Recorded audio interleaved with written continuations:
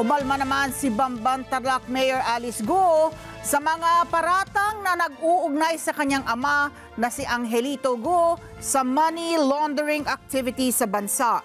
Sa kanyang liham na pinadala sa Senate Committee on Women, Children, Family Relations, ngayon ay nagsasagawa ng executive session kaugnay sa mga aktibidad na may kaugnayan sa ni-raid na Pogo Hub sa kanyang bayan sa Tarlac. Sinabi ni Go na negosyante ang kanyang ama, hindi lamang sa Pilipinas kundi sa ibang bansa. Inamin niya na madalas itong lumalabas ng bansa, pero ito ay para asikasuhin ang kanyang mga negosyo at walang kinalaman sa Pogo activities. Hindi anya illegal ang negosyo ng tatay niya. Katunayan ay embroidery ang kanilang pangunahing negosyo at matagal na itong itinayo sa Pilipinas. Nagpaliwanag rin ng alkalde sa umano'y irregularidad sa pag-i-issue niya ng permit.